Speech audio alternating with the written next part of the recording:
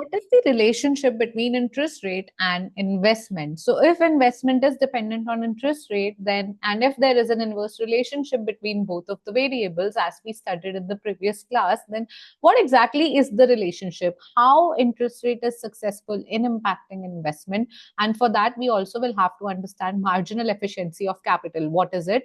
All this is what we are going to discuss in today's video. So I'll share the screen. But if you haven't subscribed to the channel, you know the first thing you have to do is go and subscribe to the channel, which means that if the button is looking red, just like me, you have to click on it. And then that means you're subscribed and you'll get notified every time I upload a new video. I think I've promoted enough. Now let's continue with the topic. So what is the relationship between interest rate and investment? But before that, we'll clear the concept of marginal efficiency of capital. Okay. So private investment क्या होती है? Private investment होती है increase in capital stock. Capital stock मतलब कि आप कोई factory bye कर रहे हो, कोई मशीन बाय कर रहे हो, आपका कैपिटल स्टॉक इंक्रीज हो रहा है, ठीक है. सो मार्जिनल एफिशिएंसी ऑफ कैपिटल होती है कि आपको रेट ऑफ रिटर्न कितना मिलेगा उस इन्वेस्टमेंट प्रोजेक्ट पे. फॉर एग्जांपल, मैंने अगर बाय करी 1 करोड़ की कोई फैक्ट्री, ठीक है, ये मैंने कैपिटल स्टॉक में ऐड करा, तो ये मैंने इन्वेस्टमेंट करी. अब मुझे पता है कि ये इन्वेस्टमेंट पे मुझे जो इंटरेस्ट रेट देना पड़ेगा, ठीक है, जो बेसिकली एक इंटरेस्ट रेट होगा, वो इंटरेस्ट रेट जो है दैट इज 4%. बट जो मुझे रेट ऑफ रिटर्न मिलेगी, यानी जो कि marginal efficiency of this capital, यानी मैंने कैपिटल स्टॉक लिया, इस कैपिटल की कुछ एफिशिएंसी है, जो रेट ऑफ रिटर्न मुझे मिलेगी, वो रेट ऑफ रिटर्न 4% से ज्यादा है, से 5% है या 6% है. दैट मीन्स मुझे इस कैपिटल स्टॉक में इन्वेस्ट करना चाहिए और ये मेरे लिए प्रॉफिटेबल है क्योंकि इंटरेस्ट रेट कम है एंड रेट ऑफ रिटर्न ज्यादा है, ठीक है. ये मार्जिनल एफिशिएंसी ऑफ कैपिटल होती है. अब अगर हम आ जाए relationship between rate of interest and investment पे, so an explanation of how rate of interest influence level of investment in economy. Typically, higher interest rate reduces investment because higher interest rate increases cost of borrowing and require investment to have higher rate of return to be profitable. ठीक है, अगर मेरे को 1 करोड़ का factory लेना है, ठीक है, इन्वेस्टमेंट करना है, एंड अगर उस इन्वेस्टमेंट पे दो केसेस हैं, दोनों केसेस में अगर इंटरेस्ट रेट जो है, यहाँ पर इंटरेस्ट रेट 1 जो है दैट इज 4%, मुझे 4% कॉस्ट ऑफ बोरोइंग है मेरी, ठीक है, to invest 1 crore, my cost of borrowing is 4%.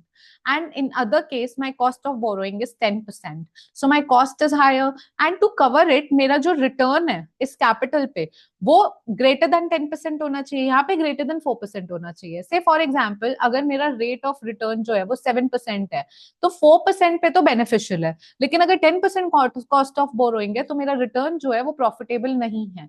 तो इसी वजह से जब आपका इंटरेस्ट रेट बढ़ता है तो इन्वेस्टमेंट कम होती है, क्योंकि 10% पे मैं अब इन्वेस्ट नहीं करूंगी. I will reduce my investment, whereas had the interest rate been 4%, I would have chosen to invest. Okay, that's the basic difference. Now let us understand further कि अगर इंटरेस्ट रेट आपका यहाँ पर है Y axis पे, and आपका जो amount volume of investment है, जैसे 10 लाख हो गया या 80 हो गया, सपोजिटली लाख में है ये, सो आपका 5% इंटरेस्ट रेट था. अगेन आई सेड आपका 5% इंटरेस्ट रेट था, कम था, सो आपने 100 करोड़, आपने 100 लाख या 1 करोड़, ठीक है, 100 लाख हो गया और 1 करोड़ हो गया, ये एक ही बात है. 1 करोड़ आपने इन्वेस्ट करने का सोचा.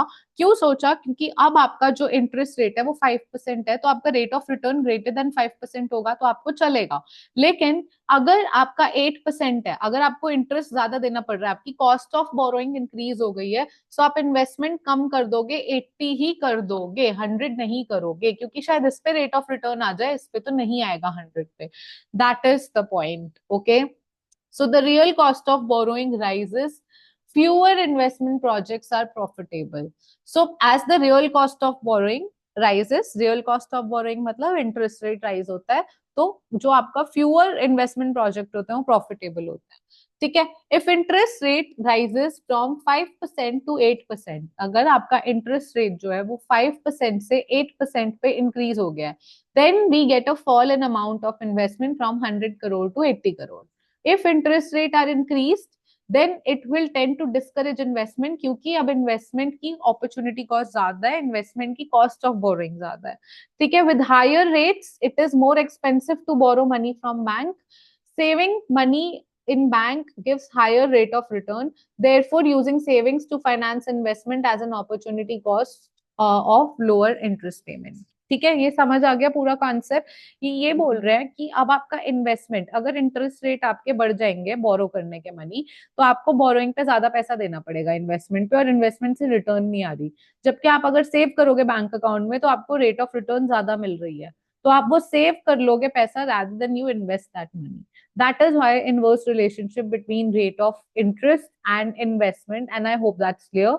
So in next video, next week, we'll understand, and do come back in next video, because marginal efficiency of capital and how is it different from marginal efficiency of investment. So basically, there's a very good difference between marginal efficiency of capital and marginal efficiency of investment, as I've just shown you in this, on the screen.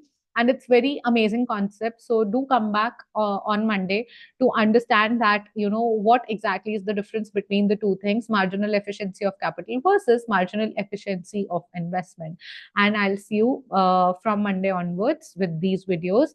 And if you're finding it useful, you just have to press that like, thumbs up button, and the red subscribe button मेरी तरह उस पर click कर दो, ताकि you are subscribed and notified about upcoming videos and the content which is on my channel. All right, so I'll wrap up the session. And with that, you guys please take best care of yourself, take care of your health, and stay healthy. Most importantly, keep smiling. And I'll see you another time. Till then, take care and bye bye.